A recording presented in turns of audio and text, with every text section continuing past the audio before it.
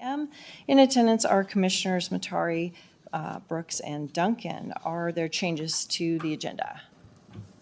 Okay, hearing none. Public comment. Okay, hearing none. Our first item, Justice Center update. Good morning, David Mendez with Turner and Townsend Hearing.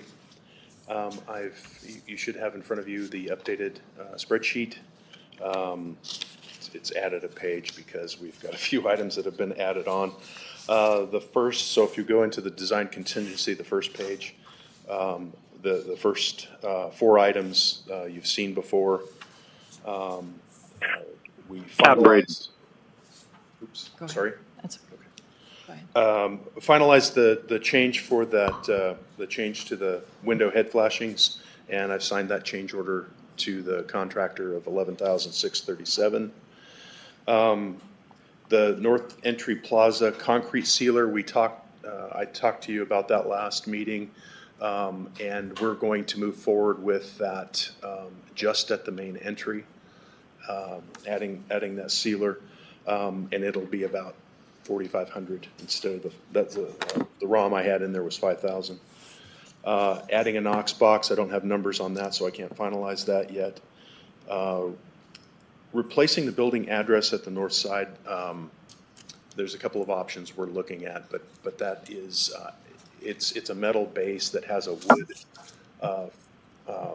wood raised letters that you see, and they are rotted out, so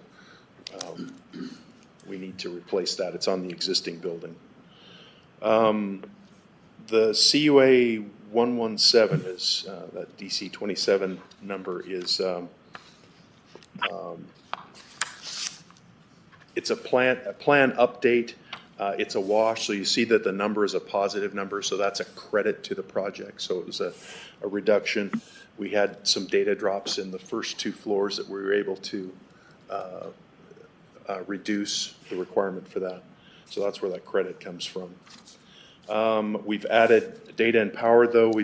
So we meet with the individual departments. We walk, once the building is framed out and you get the power boxes in place, we walk that before they put drywall and close the walls up.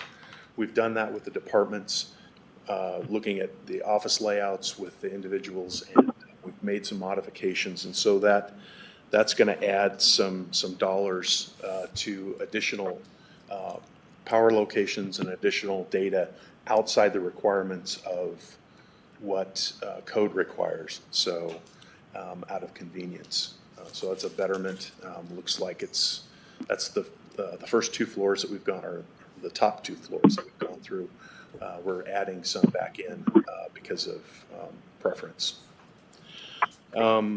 We had the roofer came back with a question about how we were dropping water, and the problem is when it gets cold and it freezes, how the ice then would hit onto the roof, and they're asking for, to make our warranty work, some modifications to some scuppers. So that's a $4,000 add.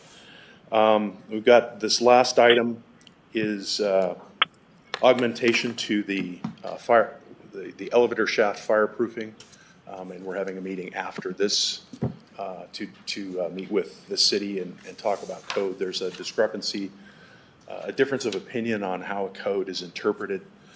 There's a word I like to throw around. It's intumescent paint. It's a fireproofing onto raw steel that would protect that in a high temperature situation. So I don't know what that is. That's a rough guess at what that might cost. The architect doesn't think it's required. Code inspector believes it's required. So we got to get them to come together on that. So I won't know what that dollar value is until we have that meeting.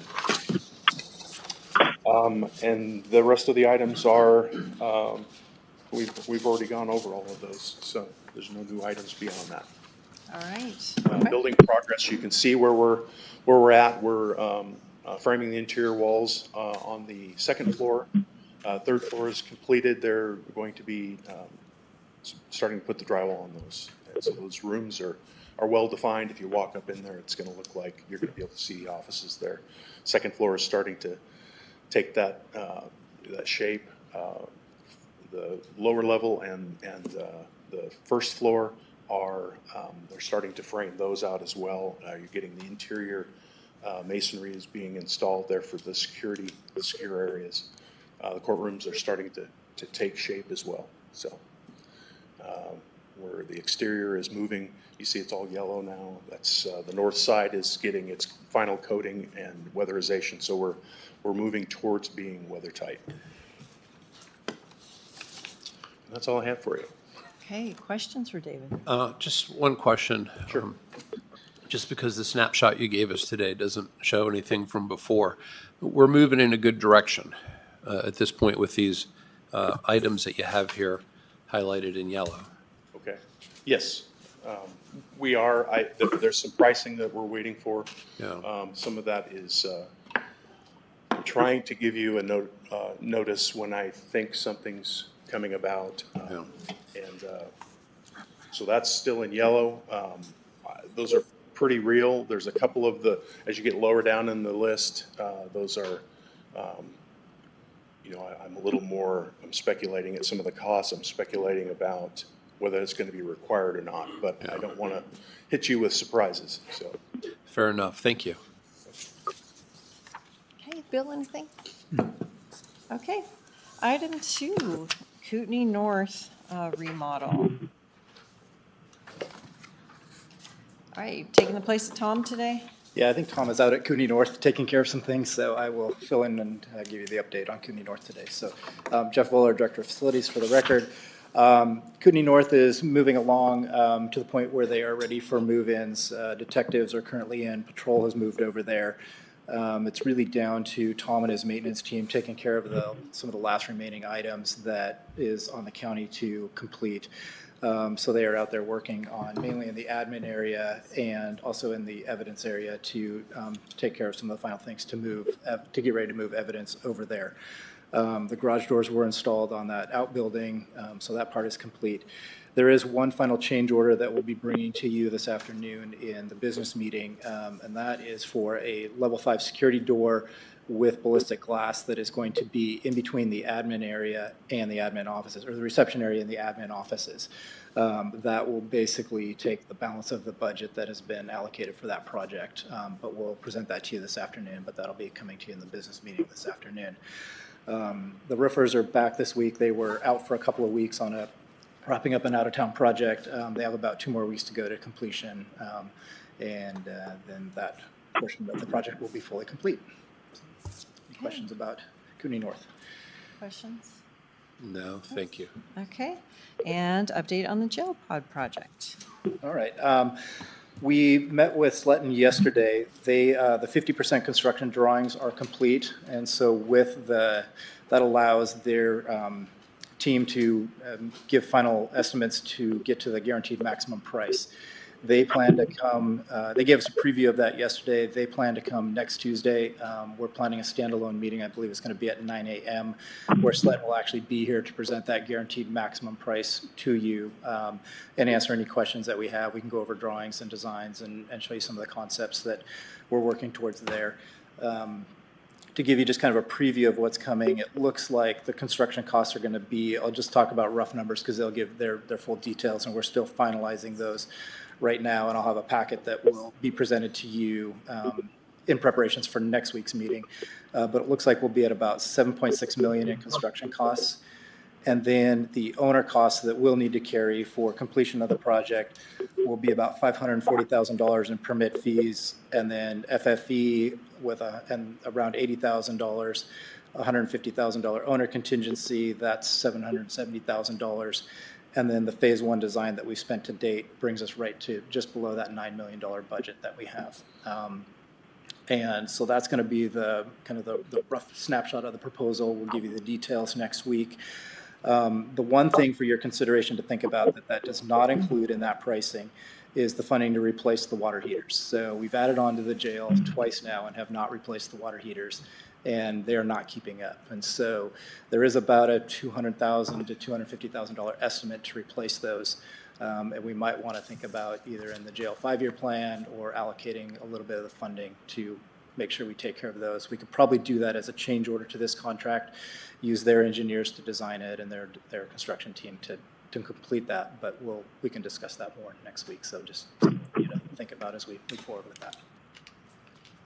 Okay, any questions on the jail funds? Just with the water heaters, are you suggesting that there's just one water heater for the whole jail or multiple, and we just aren't adding them? There are multiple water heaters in different locations, but there are 2 large water heaters that serve the bulk of the jail. Okay. And it's my understanding that those 2 are the ones that are not enough to keep up with. They're getting the kind of- taxed. They're getting taxed. They're not keeping up with the Okay. expansions. Okay. Thank you. Okay, Bill, any questions? Okay. Item 4, Fairgrounds Memorandum of Agreement with Alexia Jordan. Good morning, Commissioners. Alexia Jordan, General Manager of the Kootenai County Fairgrounds, for the record. Thank you for the opportunity to come before you today to further explore the idea of an MOA in the future of the fairgrounds. In your packet, you'll find a new version of the MOA modeling. It models a similar agreement between Valley County Board of County Commissioners and their Fair Board. The previous version of the document took a turn while the last round of edits and included some termination clauses that would undermine the original intent of this agreement, and unfortunately, I think erode the community's confidence in that agreement.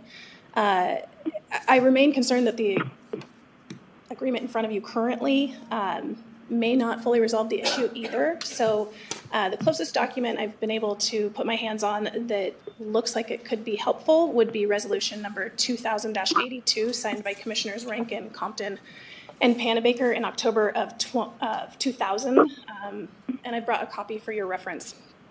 With that in mind, I'd like to request that you take the week to review these documents and connect me with somebody who can collaborate to finalize a document that would not only benefit both parties, but provide the long-term stability required to engage with our donors and move forward with the improvements to this facility. This would give our citizens and stakeholders the confidence that is needed to prove this is our home and it's worth investing in. So my question for you today is whether or not you have the desire to support such document or an agreement, and one that would assure the community that we have a solid future. Okay. And we'll So continue was to this thrive. submitted electronically? Because somehow I missed it. It was, yes. Okay. And it was, Separate, okay. Yeah, because I guess I It's in our finished all my. folder. Okay. All right, so I I've missed it too. I've not reviewed this at all, because when I did my prep for this meeting, it wasn't in there, so. yeah, understood. And like I said, I don't know that it solves the problem either, but I would really like to know if you guys are all on board to move forward with this document, and can you connect me with somebody who we can sit down together and get this ironed out? I'm happy to review it and see where it is. I don't think the document is where we want it to be, but the first question really, and I just want to make sure I'm clear on this with you, Alexia, is that what you're looking to do is find an agreement that is really more in the spirit of the board wants to provide some assurance that the fair will remain at the current fairgrounds, and in exchange, you have people who are ready, willing, and able to give their own money and invest it in the infrastructure at our existing fairgrounds. And that these people at this point in time are reluctant to want to do that because of all the rumors associated with the fair being moved to a different location. Is that a good summary? That is 100% accurate. Okay. So then what you're really asking for is, does this board have an appetite to engage in some sort of memorialized document that says, look, we really want to see the fairground stay here for some period into the future, and that way the folks who are willing to contribute their own personal money, this is not taxpayer money, but their personal money to invest in the fairgrounds, they would have that assurance. Correct. So, I think that is okay for this board to look at. I don't see the issue with it. I haven't heard of any specific plans from anybody who wanted to do something with the fairgrounds. I know Commissioner Duncan mentioned something about someone, an anonymous person, back in April or May. I don't know if that person has ever decided they wanted to come out from their anonymity and talk about anything, but it seems like a reasonable request. If we have people who want to invest their own personal funds into county property, knowing that that money now gets invested in a property that the county owns. They're not asking for anything in return except some assurance that we're not going to, move the fairground the year after they, finish putting that money in. So that's kind of where I stand with it. I don't know where the rest of the board is. Yeah, like I said, I haven't seen this document, so I'm happy to look at it. And Bill, did you review the document? I haven't seen the document, or I should say I haven't studied the document, but I have faith in what you see as the future for the fairground. Yeah. The only thing that stands out to me is that when I looked at the document, I don't think it encompasses the spirit. And I think what Alexia is asking for is there a county resource that could help encompass the spirit of what we're basically saying we would agree to, and help memorialize a document so that the board could agree to that. I'm not sure that this is it because of all the legalese and that kind of stuff. But I think if that's something that the board is open to, then maybe we could get someone from the civil division to work with Alexia to craft this document with that intent. Well, I think that you had already been working with Pat on the last agreement. If I may, I think it's imperative that I get to sit down at a table with someone and we hash it out together rather than go back and forth and back and forth. So So you're just requesting an in-person meeting? Any type of collaboration, so it's not the back and forth, so we can get to something that's mutually agreeable. Okay. That makes sense for what you're trying to accomplish. Yes, exactly as you stated. I mean, with the understanding that, there's very little from a legally binding perspective between the fair, which is an entity of Kootenai County government, and Kootenai County government. Understood. So try and figure out what that document looks like. You just have to sit down with somebody and get it ironed out. Yeah.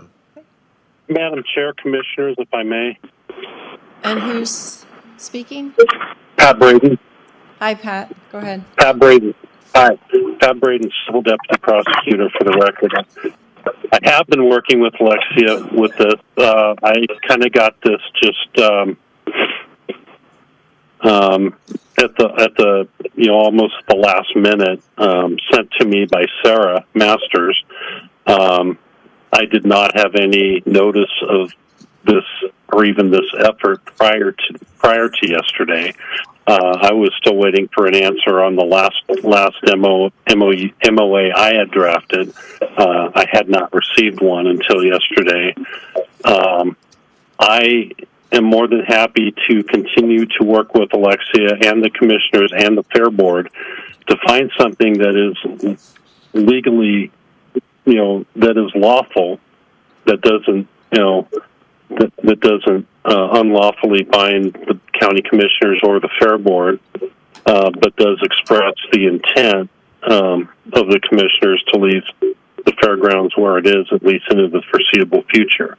I'm not sure what the reason for the 20 years was, but I do have a major concern about binding future boards and what they're able to do with the fairgrounds. And that's kind of one of the driving factors here. But I am more than willing to sit down in an in-person meeting with the appropriate stakeholders and try to work out an agreement that will, meet all those needs. Okay. Yeah, I mean, that I think, Pat, is really what the objective is. And, I share your concerns with the legally binding nature. I think other counsel in the county has mentioned that. So what it really is it's just trying to say, look, we want people to be willing or able to invest in the fairgrounds, and that, in exchange for that, we're going to try to make some, handshake type commitment in essence, because it can't really be a contract between the county and another entity, to keep those structures there for some period of time. Not forever, but for some period of time that we can agree on. Yeah, and that's been my understanding all along. So Yeah. Okay. All right, thank you. Okay, item 5, internal county SMS alerting and campus emergency plans. And Ms. Westbrook, are you on the line? Okay, I don't hear her, so. Commissioners, there's 2 components to this, and I can kick us off with the one component, and then we could maybe push it off if you would like for when Tiffany will be back. Okay. But essentially, I just wanted to do a brief summary. Wanted to bring forward a discussion on proposal for an opt-in only employee non-emergency SMS communication for your consideration. First, this would come at no cost to the county, since we can utilize the Everbridge software that we currently use. In your packet, there was a standard operating procedure document detailing the operation and implementation of it. Provide some various scenarios where this communication could prove invaluable, from facilities update, weather and parking updates, to general announcements and reminders. This document kind of went under key reviews from HR, 911, OEM, and facilities. And that's kind of my part of it. Just wanted to see what your thoughts on the scenarios, if it's something you're for, anything you'd like to remove or take for. Our facilities director looked over it too, if he wants to weigh in too as well, and Sylvia, if she wants to, it's here. Okay, Jeff? I don't have a lot more to add other than, it was good for me to kind of get looped into some of the protocol that the county does have. And, I could see facilities having, a need for this at various points if something happens that we need to alert and let people know. Okay. And then just remind me, who would be able to actually send these? You So, would? Yes, ma'am. It would be from our office. It would be a little sliver grouped out just for our office in the Everbridge software. We wouldn't have access to anything emergency related. It would just be the non-emergency component. It would be an opt-in. I talked with Tiffany and Sarah Long, and we could put on the, there's a document that everyone gets in their orientation for OEM. We could just add a second line, kind of break it. Would you like to opt in for emergency, and would you also like to opt in for non-emergency? And then during some sort of separation, HR notifies OEM already. I would just be added to it, and then we could remove people. And of course, they can opt out whenever they wouldn't like it. All right. Bill, thoughts? No, No thoughts, or no, you don't want communication? I think it's been worked out by Jonathan fairly well. Bruce? If it'll help enhance communication throughout the county, I see no problem with it.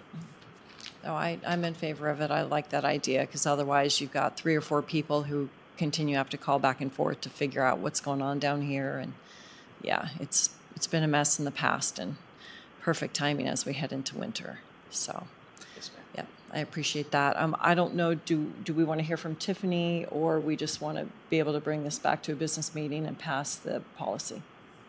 Well, from my understanding, it doesn't cost us anything, right? So this is just a policy issue. I mean, I'm fine with that. It's an opt-in, so we're basically enhancing our service that people can opt in. We're not imposing it on people. Correct. Yeah.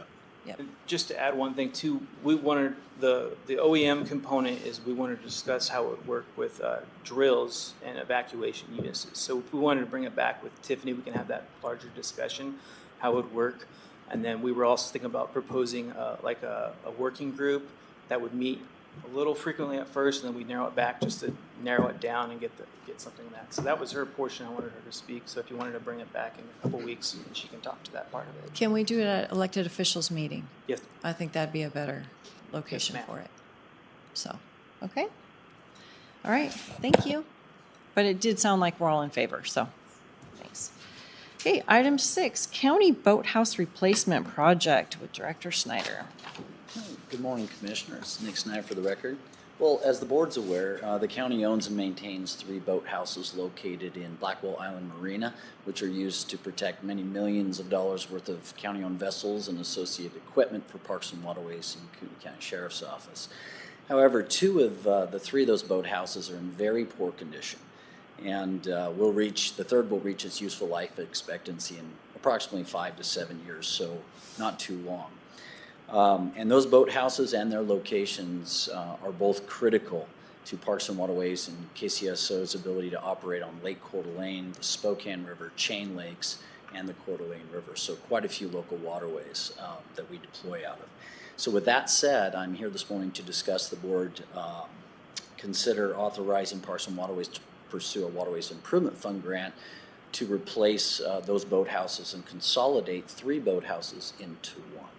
So with that said, I know you guys are very busy. Everybody is. We'll get right to it. Jonathan, if you go to that first slide. And my apologies. Pictures work much better than words often. So, Commissioners, you can see the 2 orange arrows. The one at the top of your screen is the location of Parks and Waterways boathouse, which is also shared by Kootenai County Sheriff's Office, and their very expensive sonar boat is kept in there.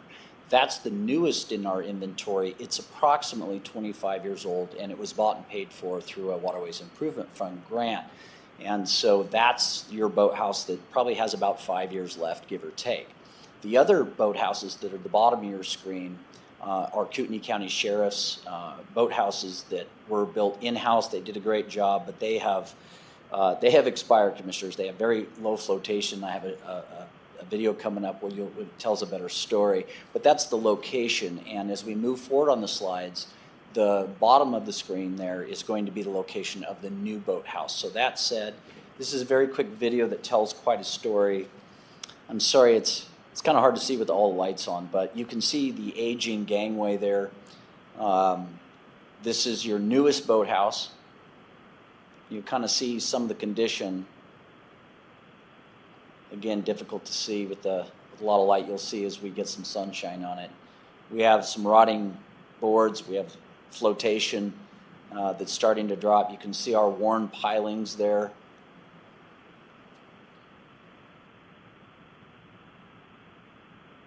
Bear with me. This is the fastest the drone could go and still get you a picture. So, but you can see the rotting boards again, the low flotation on those poly floats. There should be about 6 more inches of flotation, so the building's starting to sink.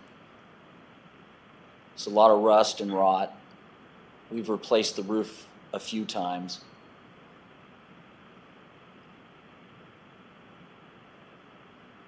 Who's in charge of that place? Parks and Waterways and Kootenai County Parks and Waterways. So how come they haven't Okay. painted it? I'm sorry, Thank you. Jim. We're not taking public comment right now, so there'll be a time for that. And this is the Sheriff Marine buildings there. And you can see the extreme low flotation, Commissioners. They've only got a few inches of flotation. So you can imagine if we were to have another winter similar to 2008, where we had heavy wet snow, one of those boathouses would likely not fare well. And it would be very expensive to then yard it out. You can see the roof rot there. So that's the best depiction I can give you without getting you out there. And this is what's being proposed, Commissioners. This would be a 7-slip unit. I think they depict 8 in this, but it's a 7-slip unit. It would be engineered. It will have substantial poly floats, different materials, and estimates from engineers is it would last 40+ years. So if you go to the next slide. Thank you, Jonathan. This is how it would be orientated in the marina. You can see it'd be integrated into the Blackwell Islands Marina. The public would have access to the dock, but not access to the building. Those will be steel doors and have substantial locks. Jonathan, thank you. And this would be KCSO's PWC platform on the end. You can also see, Commissioner, there's a roll-up door there. Currently, the Sheriff's Department, who employs female deputies, has some difficulties providing restroom services down on the peninsula there. This would give us an opportunity to have an ADA restroom for all staff, as well as a changing room for deputies and Parks and Waterways staff as well, and have access, locked access that would be secure as well. And here's some of the, I'll let you read those. I'm not going to read them to you, of course, but those are some of the project benefits. The quick of it is that if we take a proactive approach right now, we can save some significant money in not dealing with a reactive approach. When one of those buildings sinks in the marina, we have to call a marine contractor at 6 o'clock in the morning, and we need one of those buildings removed from the bottom of Lake Coeur d'Alene. It is not going to be cheap. Some of the other big benefits are the reduces that future building maintenance and repair cost, which is what we're staring down right now. And without answering this gentleman's question directly, we talk about painting and maintenance. Painting over a waterway, commissioners, is incredibly expensive. It's about cost prohibitive, number one. Number two, anytime we have to do a repair to the roof, we have to bring in a barge and crane. It gets very, very expensive to do maintenance, significant repair and maintenance. It's typically less to insure a single building, to maintain a single building, than it is 3 different locations and 3 different leases. A big one is that location provides year-round deep water conditions. That is critical to both operations. As Sergeant Miller, who I think is still here with us this morning, will tell you that if they have to leave the boathouse in January in its current location, at the Parks and Waterways shared one with their sonar boat, they may not be able to get out of the marina with the low water. So moving that boathouse out to that deeper water will make a big difference in our ability to get in and out year-round. It certainly improves our building security and provides storage for those vessels and equipment, and will provide us a 40-year location solution. Now, that's a big issue, commissioners.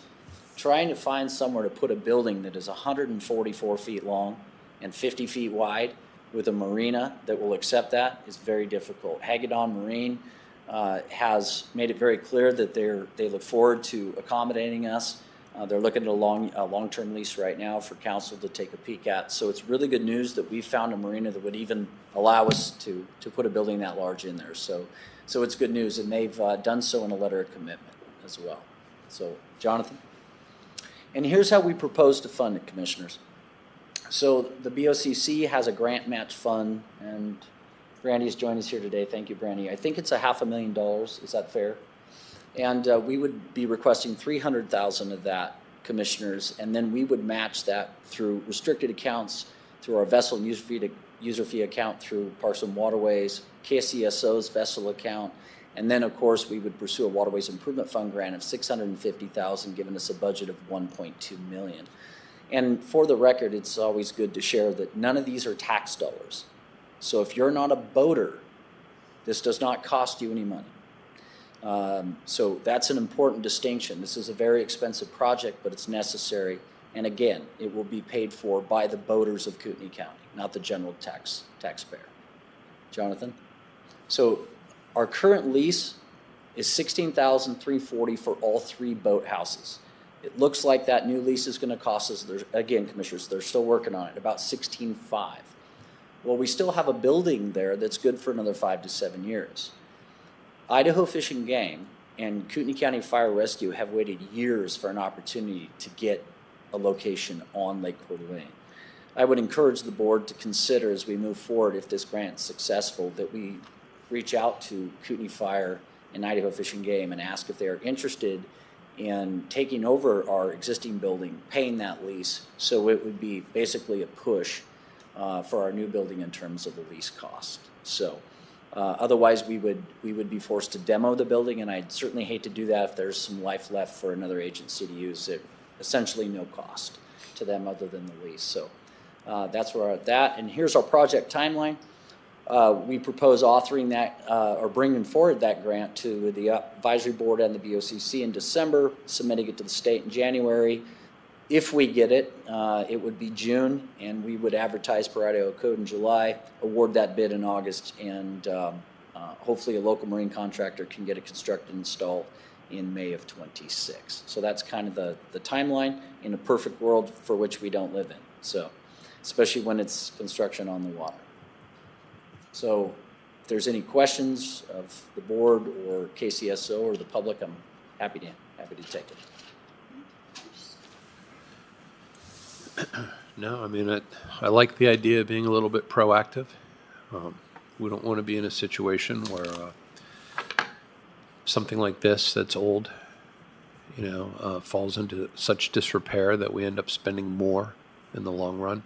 Usually that does happen, especially if you're on the water like that. So, and I understand when it comes to painting, you probably have to have all kinds of drops and floating drops to catch any residue from that. So, and the other thing that you highlight is the fact that the boaters pay for it, not the property owners. Correct. So from those fees. So I'm okay with it. Bill? I like what Nick does. Usually the users end up paying for it or there's no cost. So either one of those I'm in favor of. Always been impressed with that. I would just point out that 300,000 from fund balance is taxpayer dollars. So, and then also the WIF grant, because government can't actually, they either print the money or they tax the money. So the WIF grant would also be from other sources, but that's a state. It comes from voter registration. I was going to clarify at the end that 300,000 is general fund. I don't know if that came by way of ARPA or No. where that came from. It's Yeah. been there a long time. So Yeah. I think it's a really good use of the money, though, commissioners, because one way or another, the county's going to have to address this issue in that marina and these boathouses. And I think this is an extremely cost-effective way to go about it before it does become a problem. So. No, I would agree. And, the interest that we've earned on ARPA, to your point, would, cover the $300,000, no problem. So it's in our fund balance. So I don't know if it's a distinction that we need to make. But Sergeant Miller, did you have anything to add? Sergeant Ryan Miller for the record, commissioners. Just something to add, if there is any funding that is not vessel fund or boater dollars, the sheriff's office does respond to non-boating related incidents on the water as well. So we've had several drownings that come from the beach. We have vehicles that go in the water several times a year. We've had a plane crash that has ended up in the water. And then we also have boat access only facilities. So we are even responding to calls for service for patrol that you need a boat to get to. So it wasn't boater funding. Yeah. And just out of curiosity, why have the boats covered? Obviously there's a reason for that. And, so I would assume that it's actually saving us money from, the fading and the wear that goes with something sitting out in the sun all day. It's precisely that. There's some very expensive equipment also on those vessels, maintenance equipment, law enforcement equipment, sonar equipment, and having that out in the sun or open to the public to be able to vandalize. I know this will probably shock you, but some members of the public aren't always supportive of law enforcement vessels or other county vessels, and that can be a problem. So yeah, being able to protect the county's property, the people's property, is pretty important, and the sun is brutal on vessels floating in the water. So absolutely. Yeah. So All right. okay.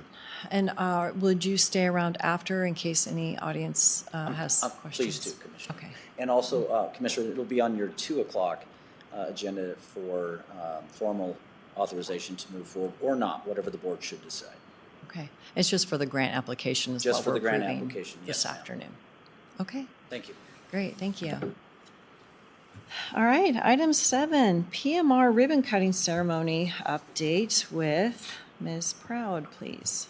Good morning, Sylvia Proud for the record. I just wanted to share with the board and the public the ribbon cutting ceremony and open house that we'll be having for Kootenai Member Health and Wellness Clinic. It's tomorrow. We ask that the board arrive between 8:30 and prior to 9 a.m. To be ready for some press. The media will be here. Jonathan's been working diligently on getting media there. The actual ribbon cutting will occur at 9:30 a.m.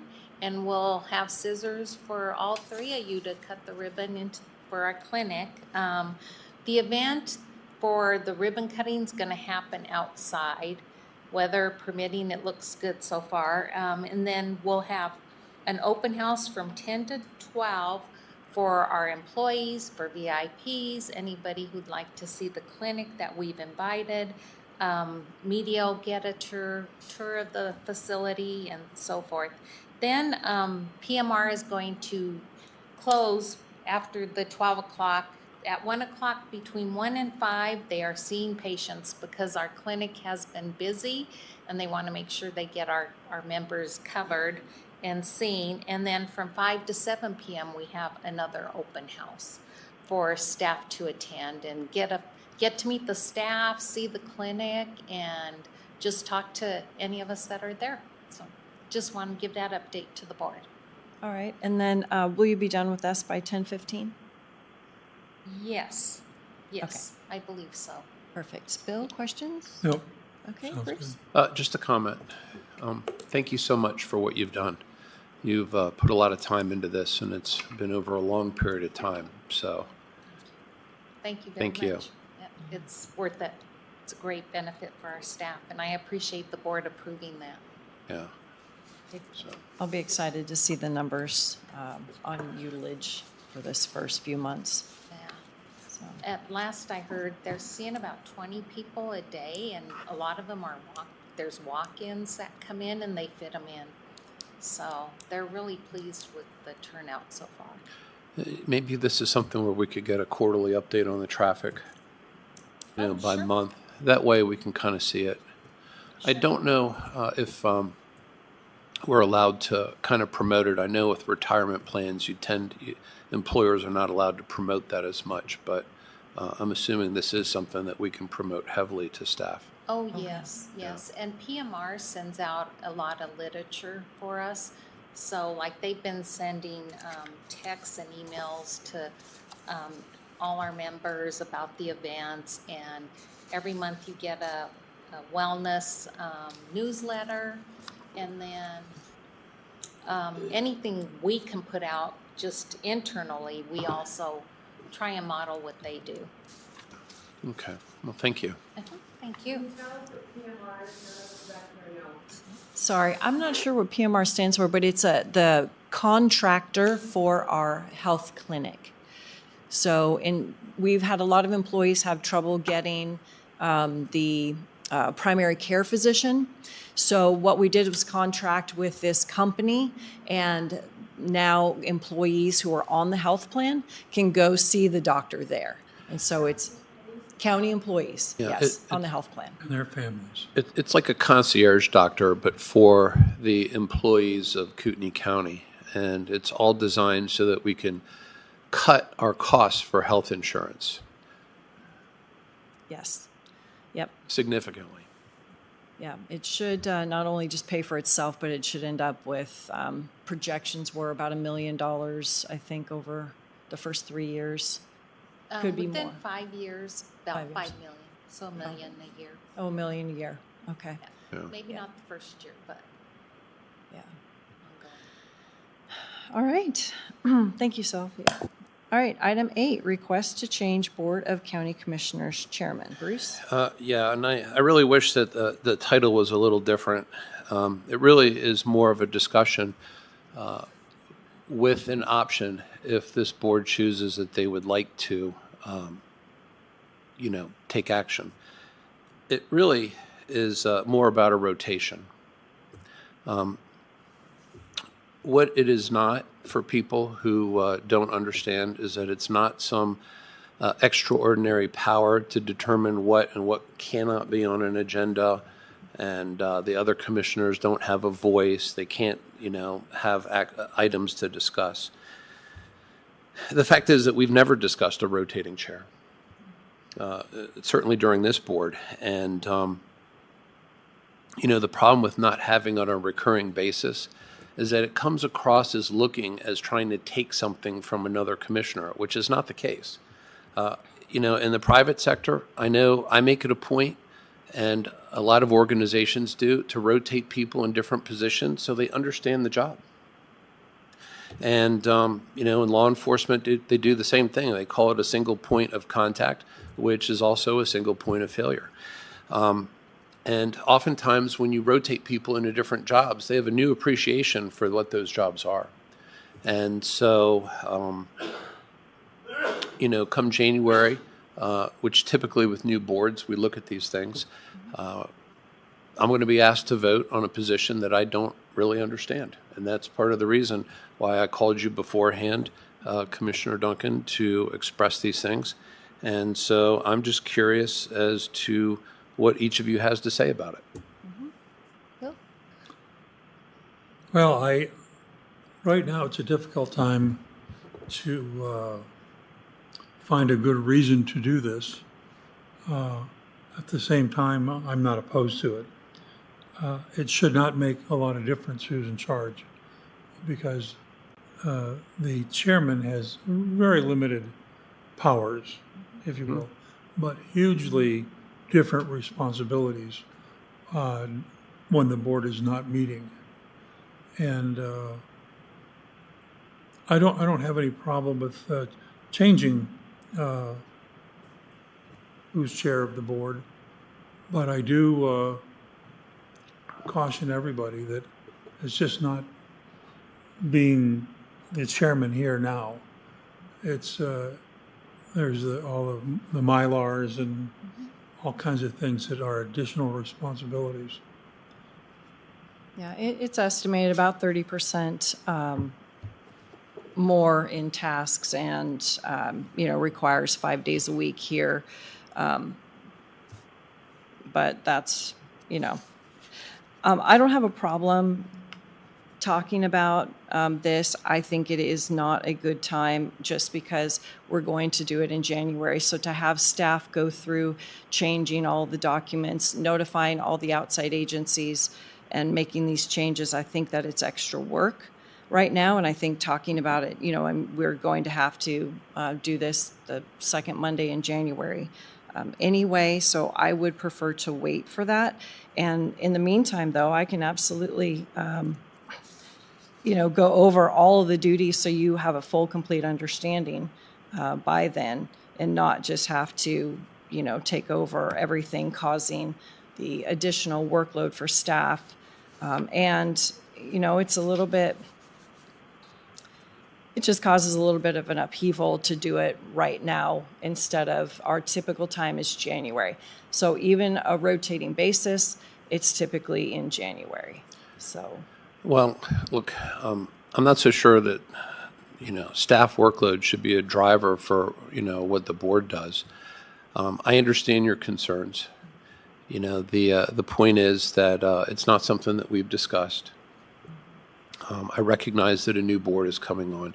Did you plan on wanting to retain the position, Commissioner Duncan? I was planning on having the discussion with the board. Yeah. And whatever the board decided. So it's fine. I am administrative by nature, so I'll do that. But if somebody else wants to have a stab at it, I'm not opposed to that either. Yeah. So, and typically when Bill and I first got on, we said that we would address it every January. And then that board ended up not doing that. And so then I didn't get to be chair until the chairman was not able to perform the duties. Yeah. And again, it's something that we didn't discuss this January. Mm-hmm. And I think it's healthy for there to be a rotation. Mm-hmm. I think having the same person do a job without the others understanding that job it doesn't make for a better board. I think it detracts from the board. So in that respect, unless you have some strong desire to want to continue after January, I would argue that it's probably worth having either the new member of this board, who was once a chair, or myself, be the chair, because I think that when we all have sat in that role, then we have a greater appreciation. And, you say 30%, you say a lot of, things need to be changed, but without really understanding that, it's just a discussion.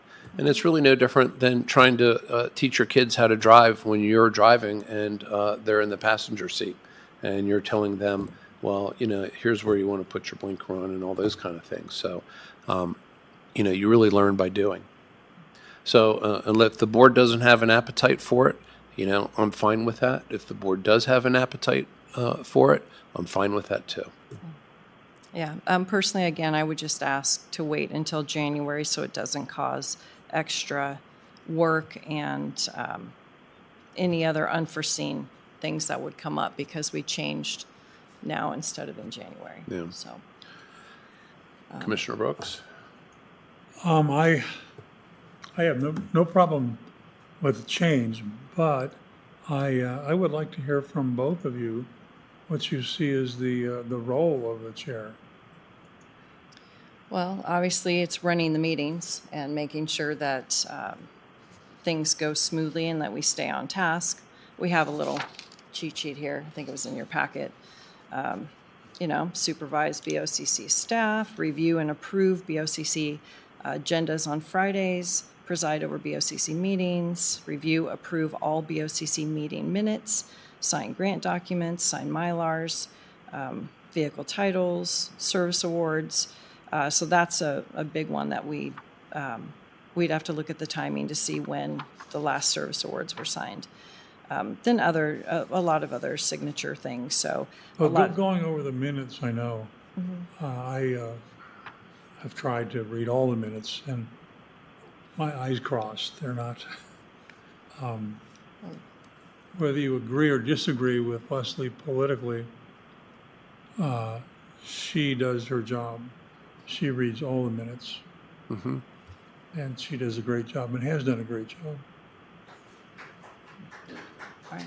Hold on. Thank you, folks, but we'll dispense with the clapping.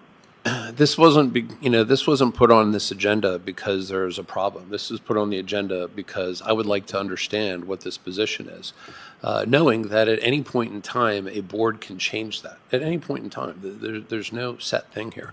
The one thing that I think is important for the board, and yes, there are additional signatures, and there are additional administrative duties, and there are some management duties that go with that. But I think one of the most important things is to make sure that decisions are made with the board and that we all have access to the same information when we're making those decisions. And one of the things that I think has worked out quite well for us with this Justice Center expansion is the fact that now we have a buyer's rep who comes before the board every week. And it's on video, and it's for the community to see what the heck is going on. And that wasn't happening as much before. So that's one of the big issues for me, is to make sure that as a board, we don't have to agree on all the issues, but we should agree on the fact that we should all be looking at the same information, making decisions together with that information. So that's the one thing that I would always ask from anyone who is chairing any of these boards, as long as I participate.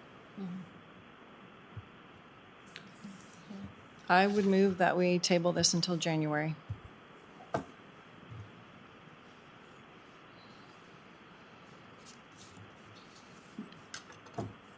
Where are you with this, Bill? Where am I? Yeah. I think this should be decided.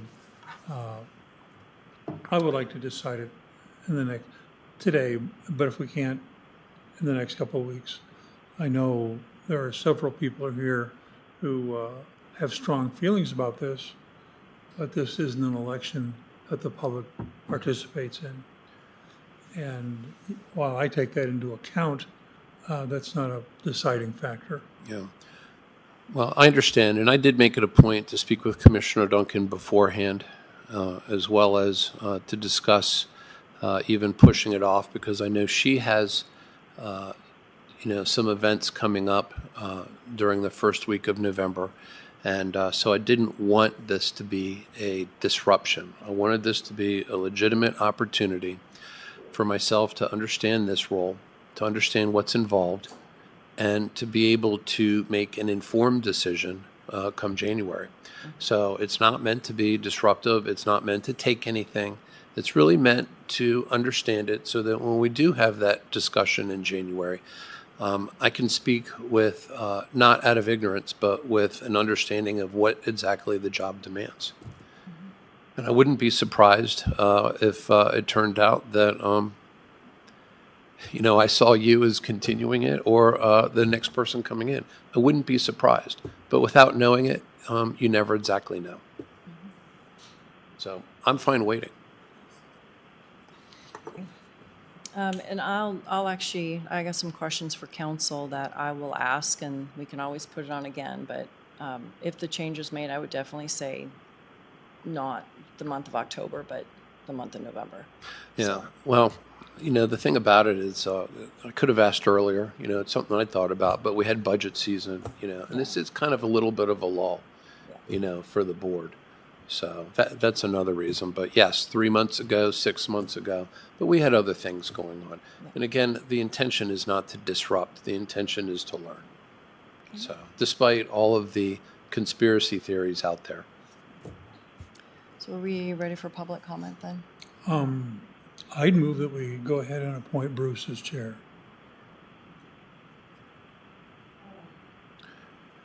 Well,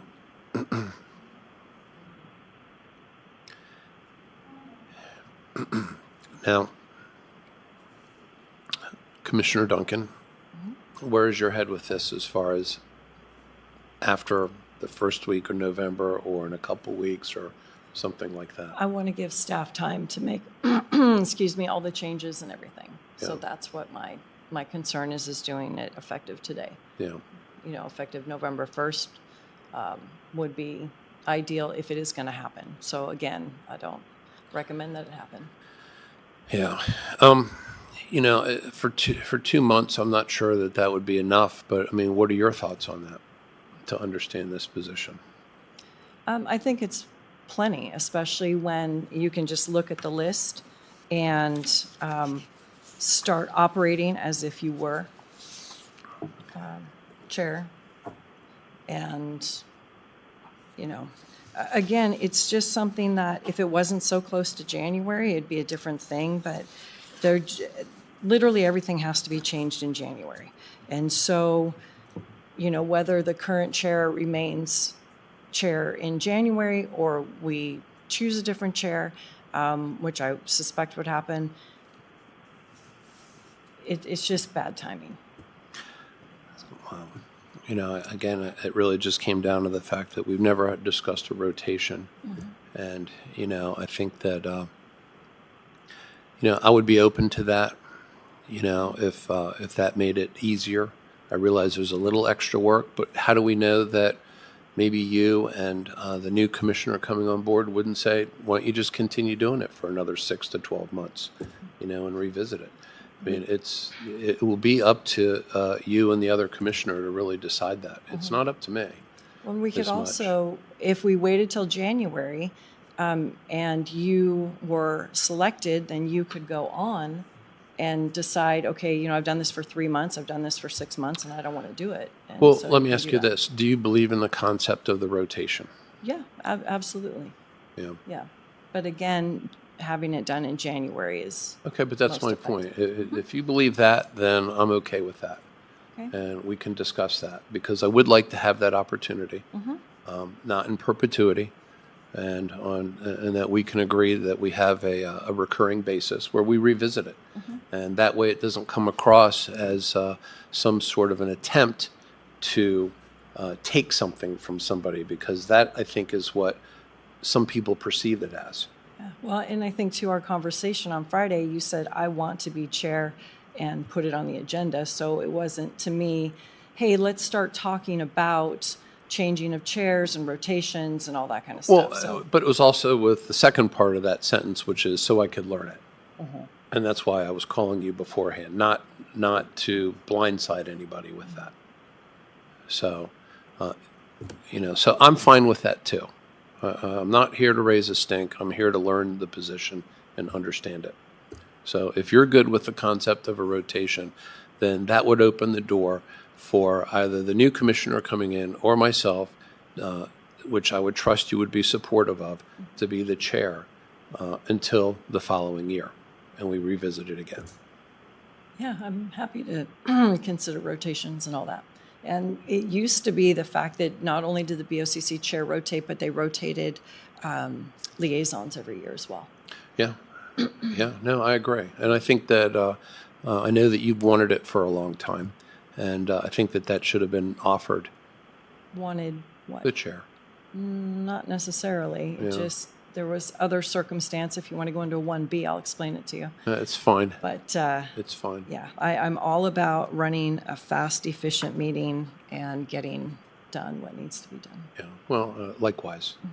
So I don't think we can beat the fastest meeting so far. I know, 1 minute, But folks. we're getting close. It was awesome. So Okay, are you ready for public comment? yes. Okay. Public comment? And I'll call people on the phone as well afterwards. You can go ahead. There was a comment made. Sorry, you got to push the button. It's on the side of the, yeah. Thank you. There you go. So there was a comment made, you know, with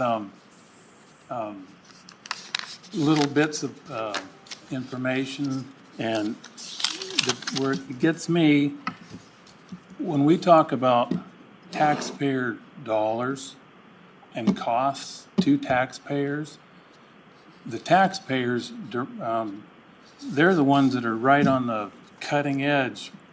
And so it appears that staff time is of no consequence. Staff time is huge. A lot of time goes into staff. I don't know how much it would cost to go back and run through all these different things that we were talking about earlier. So anyway, I just assume, keep make sure that staff time is accounted for. Thank you. Commissioners, Bailiff Kovacs, assessor for the record. I would just like to express my support for the rotation. I think it makes sense. I also agree that it should not happen now, that it should happen annually in January. That makes sense also, as the board decides. A question relating back to a previous public meeting, a comment that I had made about putting documents on record as part of the agenda so that the public may decide to come. Commissioner Duncan, you mentioned cheat sheet notes that you have there. Were those documents included as part of the agenda that were posted so that the public could look at those for this meeting? Let me ask Jonathan. And that's the example of what I'm talking about, because the documents and the information that's presented by the board, Okay. the documents and the information that's presented by the board is certainly relevant to any person in the public who decides whether they want to attend the meeting or not. So that's important. So that's just a good example if it was not included. And then finally, I'd like to ask a question directly to Commissioner Matari. A moment ago in this meeting, you mentioned that you had met with Commissioner Duncan beforehand. Is that an open meeting violation? Did you just admit to that on record that you met with Leslie Duncan beforehand? Well, it was on the telephone, and it was to put the item on an agenda, okay? So I have to communicate with another commissioner to put an item on the agenda. Just wanted to make that clear. There was no deliberation that took place. Okay.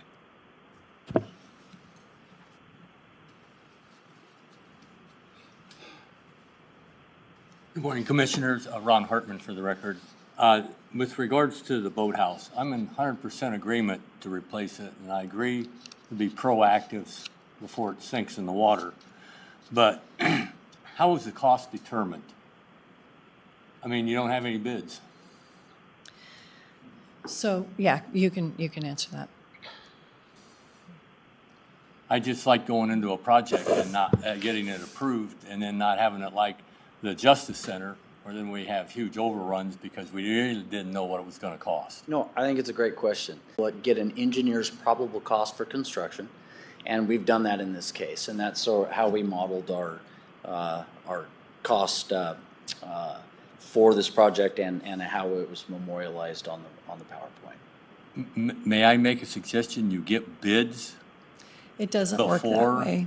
Yeah, and beforehand. Yeah. Again, a great question. It's not quite how it works.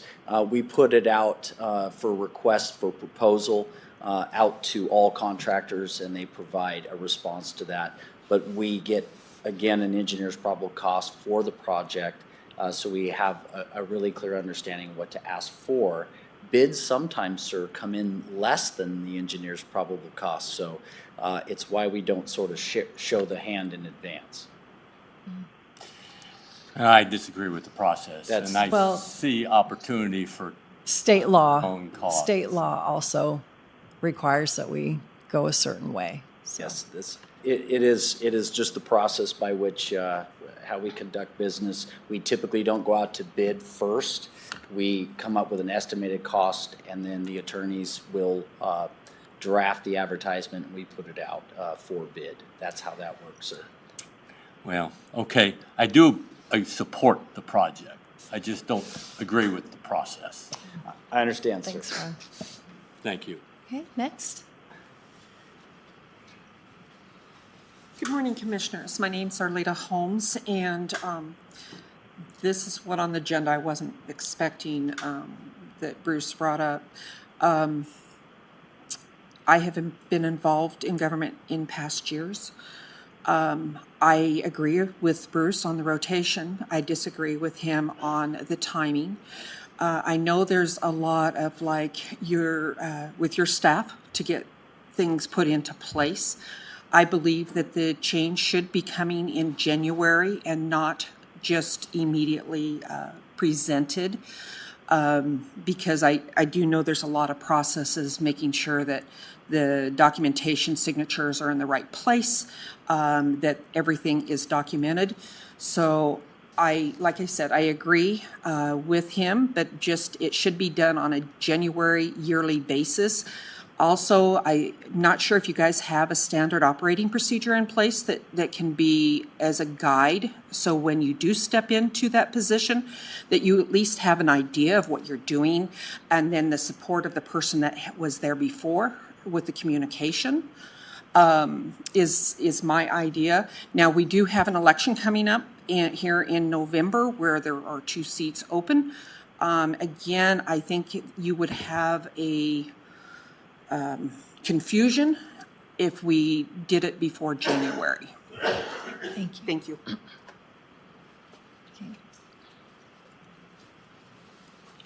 I'm glad to find out about this meeting. Good morning, Commissioners.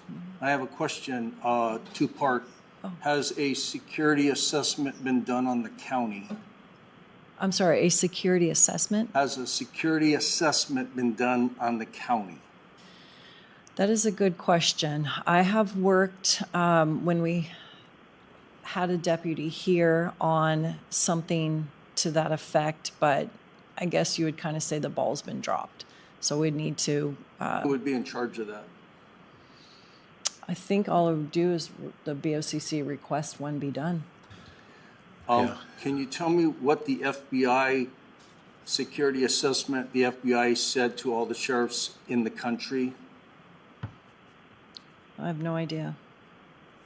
Okay, so what I want to know is that has a security assessment been done for critical infrastructure in the county the last 4 years?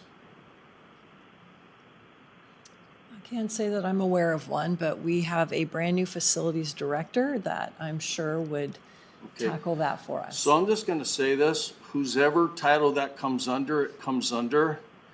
But I would think that my sheriff would be on top of that, and I'm going to just leave you with this. We already know that there are 55,000 power stations in the United States. If 9 of them go down, wherever, the whole system goes down. If that system goes down, you have no power. There will be deaths. You have no water. You have no sewage because you need electricity. Post Falls has no less than 4 good cameras. The power station up here on Government between Hayden and Coeur d'Alene, it's on Coeur d'Alene's side, but it doesn't matter because it still goes into Hayden. There's no cameras there. There's no patrol at night in Hayden. I don't really see any swing-bys. I think there's no reason that a patrol unit can't try to swing by there every hour, hour and a half, 2 hours. I don't see why a camera could not be installed. I'm just a dumb old broken down sergeant. I am not. I stand in the shadow of all of your intelligence. But that should have been figured out by law enforcement. And that needs to be addressed immediately. I'll tell you what they did. I don't know what the FBI said, but I can surely tell you this. Jim? Watch your power stations. Jim, we actually had a meeting that was scheduled to start 10 minutes ago. No problem, I'm done. So, but I'd be happy to meet with you. I have your phone number, and I'd be happy to discuss what you think a security plan would entail. I'm always watching stuff. I just want to simply say, I'm not against your boathouse. Okay, if you need it, you need it. But listen, you can call old guys like me. Just buy the paint. I'll do it. Don't worry about it. I'm not going to drip nothing in the water. I'll paint it for free. Thank you. Okay, is there anybody on the phone who would like to make public comment? Yes, this is take public comment. Oh, Go ahead. I can go real quick. This is Tiffany Westbrook with OEM. I just want to apologize. I had a scheduling conflict. And just really quickly, the intent is to update the county emergency campus plans to reflect the facility changes occur and establish a drill and training schedule to better prepare our employees. Since we do have a new facilities director working with Jeff as that director to ensure these plans accurately reflect the facility needs. And then Jonathan did bring up the SMS, and so working with the staff and the county to begin to practice the SMS, and the intent will allow us to quicker inform and share information with the employees and get them aware of the capabilities of KC Notify should an emergency occur within any of the facilities within Kootenai County. Okay, thank you, Tiffany. And I'd still like it brought back to our elected officials meeting this month if that works for your schedule. Awesome, I will be there. Thank you. Thank you. Anyone else on the phone? And then I had comment. I had a public comment. Are we? Sorry, I was confused with the agenda a little bit. Are we allowed to comment on the chair possible changing position, or is that not public comment? Yes, you can comment, and just state your name for the record. Sure, it's Amy McCamley, and I'm just change is great, and I think it's good that we are looking and that you guys are looking to consider the changing chair. That's super important that somebody's not in the same position for years to come. However, I agree. I don't think this is the right time to do it. I would love to see, Mark Everline is going to be our new commissioner in January, and that gives him a voice.